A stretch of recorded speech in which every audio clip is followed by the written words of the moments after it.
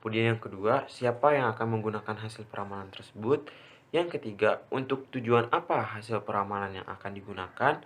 Yang keempat, estimasi jangka panjang atau jangka pendek yang diinginkan.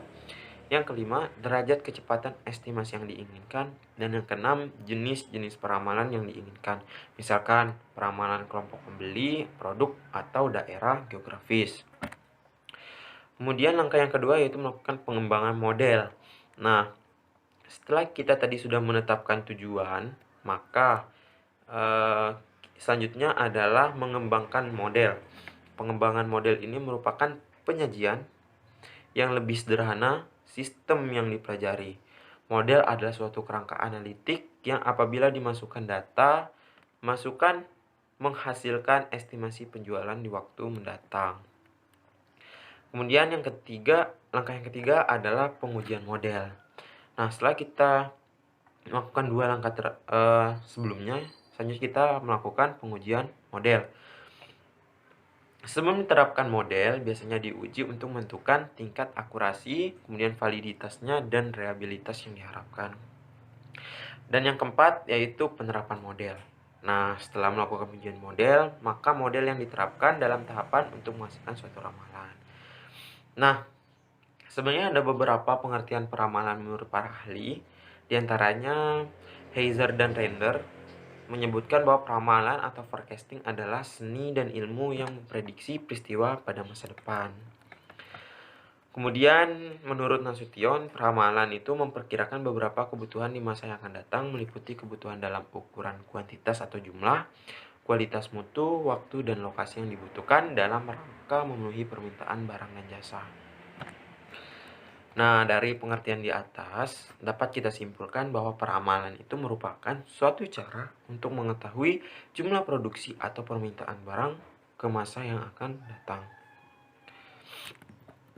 Kemudian yang tidak kalah penting, teman-teman, dalam melakukan peramalan itu yang terpenting adalah melakukan analisis deret waktu, di mana deret waktu merupakan serangkaian nilai pengamatan yang diambil pada kurun waktu tertentu dalam interval-interval yang sama panjang.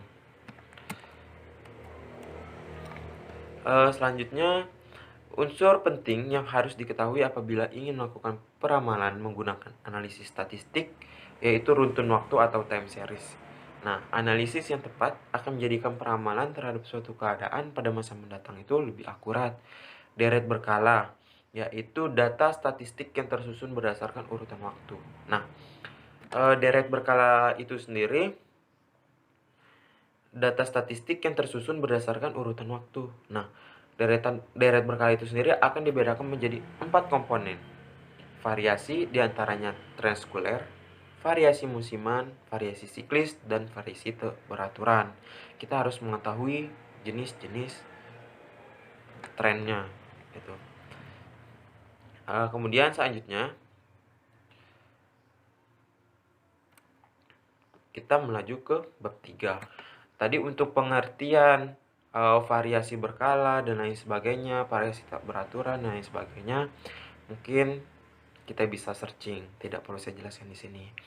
Kemudian yang selanjutnya adalah metodologi penelitian. Nah, di dalam penelitian ini merupakan hal yang terpenting menurut saya, metode penelitian. Di mana dalam metodologi penelitian ini saya rangkum menjadi beberapa hal. Yang pertama, jenis penelitian. Nah, adapun jenis penelitian yang digunakan dalam penelitian ini adalah penelitian terapan. Kemudian tempat dan waktu. Penelitian ini bertempat di Dinas Pertanian dan Badan Statistik Kabupaten Sumbawa. Penelitian dilakukan pada bulan Maret sampai Desember 2020 dengan batas penelitian di Kecamatan Mehulu. Jenis dan sumber data. Nah, adapun jenis data dan sumber data yang saya gunakan pada penelitian ini yaitu data sekunder yang diambil langsung pada suatu instansi yang bersangkutan yaitu pada kantor Dinas Pertanian dan Badan Statistik Kabupaten Sumbawa. Kemudian yang selanjutnya yaitu variabel penelitian. Nah, adapun variabel yang digunakan pada penelitian ini adalah variabel yang menjadi kriteria dalam peramalan tingkat produksi tanaman jagung Kabupaten Sumbawa. Di mana di sini saya menggunakan dua variabel terhadap tanaman jagung. Yang pertama itu saya menggunakan variabel X sebagai tahun produksi tanaman jagungnya. Kemudian saya gunakan variabel Y sebagai jumlah produksi tanaman jagungnya. Jadi ada dua variabel yang saya uji, variabel X dan variabel Y. Kemudian selanjutnya pengertian atau definisi operasional variabel. Nah, pendefinisian yang digunakan adalah data tingkat produksi tanaman jagung setiap tahun dari periode 2011 sampai dengan periode 2020 dengan satuan ton. Kemudian teknik analisis dari penelitian ini adalah analisis data yang digunakan adalah metode peramalan yang terdiri dari yang saya sebutkan tadi 3 metode, di mana regresi linier, exponential smoothing, dan moving average. Kemudian untuk prosedur atau langkah-langkah penelitiannya, yang pertama yang saya lakukan adalah menentukan nilai produksi tanaman jagung di Kabupaten Sumbawa sebelum melakukan proses peramalan. Maka datanya itu harus disusun terlebih dahulu setiap tahunnya, mulai dari tahun 2011 sampai dengan tahun 2020.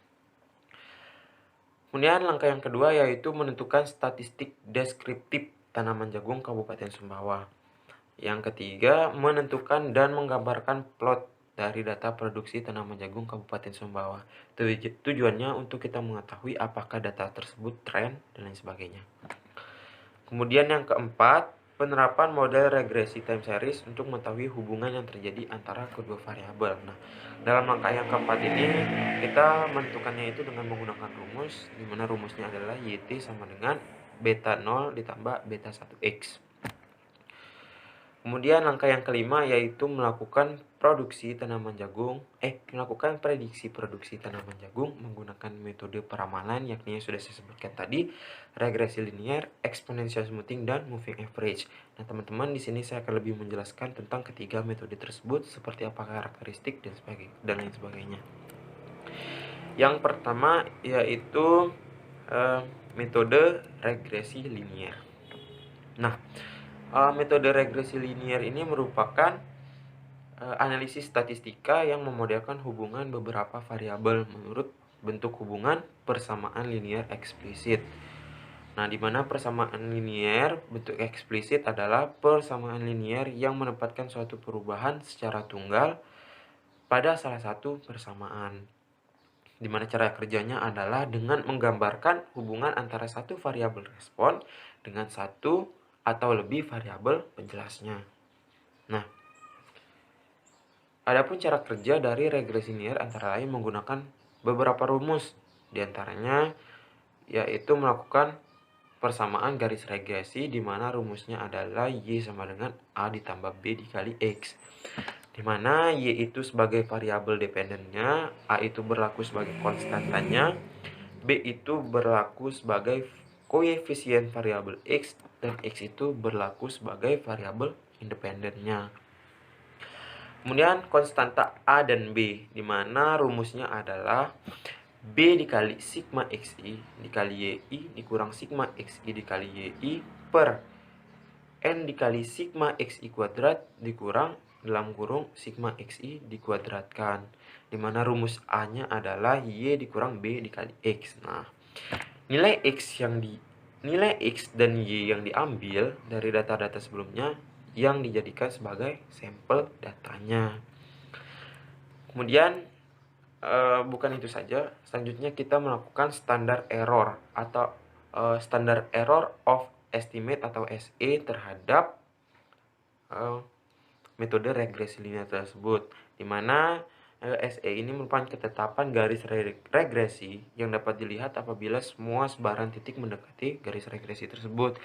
Penyebaran dan penyimpangan titik-titik tersebut dari garis regresi disebut dengan standar error of estimated tadi atau SE. Nah, di mana rumus untuk menentukan standar error ini adalah SE sama dengan akar dari sigma Y dikurang YX dikuadratkan per N-2. Nah, atau bisa juga SE sama dengan akar dari sigma Y kuadrat dikurang A sigma Y dikurang B sigma XY per N-2. Itu untuk penjelasan mengenai metode linear regresi. Kemudian penjelasan mengenai metode exponential smoothing. Di mana metode exponential smoothing ini dilakukan dengan mengulang perhitungan secara terus-menerus dan menggunakan data terbaru. Yaitu harus menggunakan data terbaru, guys.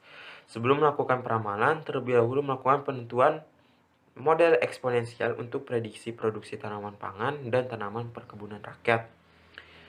Pada penelitian ini digunakan metode single exponential smoothing untuk peramalan produksi tanaman pangan dan double exponential smoothing. Pada metode ini digunakan untuk peramalan Nah, kemudian ada pun tahapan yang dilakukan, itu antara lain di mana single exponential smoothingnya itu menentukan nilai alpha optimum. Kemudian untuk memperkirakan parameter yang menghasilkan error yang minimum, maka digunakan teknik optimasi untuk memberikan hasil prediksi yang paling dekat dengan data observasi. Kemudian melakukan fitting data, kecocokan model, dan seterusnya itu melakukan besarnya forecast atau peramalannya.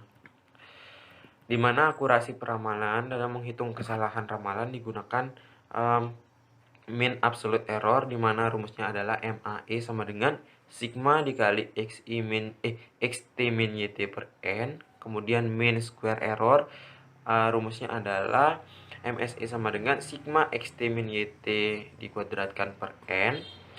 Dan MAP-nya rumusnya adalah sigma dikali XT min YT per XT per N dikali 100. Kemudian yang terakhir adalah metode moving average. Pada dasarnya, cara kerja metode moving average atau rata-rata bergerak adalah metode peramalan yang menghitung rata-rata suatu nilai runtut waktu dan kemudian digunakan untuk memperkirakan nilai pada periode selanjutnya. Nah, moving average atau rata-rata bergerak diperoleh melalui penjumlahan dan pencairan nilai rata-rata dari sejumlah periode tertentu, kemudian menghilangkan nilai terlamanya dalam menambah nilai baru. Nah, metode ini digunakan untuk menghitung data yang bersifat stabil atau data yang tidak berfluktuasi dengan tajam, atau data yang perubahan naik turunnya itu tidak sangat drastis. Hal ini dikarenakan data pada setiap periode diberikan bobot yang sama, sehingga tidak dapat mewakilkan periode-periode tertentu yang bersifat khusus ataupun data periode terakhir yang biasanya dinilai sebagai data yang terbaik dalam menggambarkan kondisi terkini.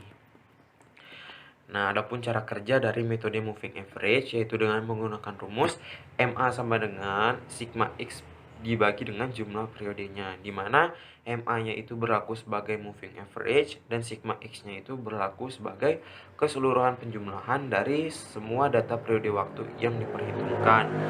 Di mana di sini asumsinya adalah jumlah periode sama dengan jumlah periode rata-rata bergerak, atau dapat ditulis dengan MA sama dengan N1 ditambah N2 ditambah N3 dan seterusnya dibagi dengan N, dibagi dengan jumlah.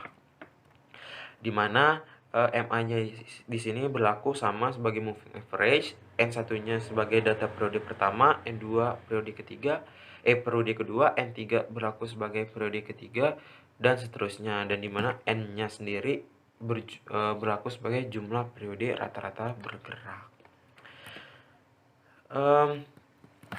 Mungkin cuma itu dari penelitian kali ini. Sudah saya jelaskan dari bab 1, mulai dari pendahuluan, kemudian tinjauan pustaka, dan juga metodologi penelitiannya. Untuk lebih jelasnya lagi, kita akan membahasnya di semester 7 dan 8. Oke, terima kasih. Saya akhiri. Wabillahi taufiq wal hidayah. Wassalamualaikum warahmatullahi wabarakatuh.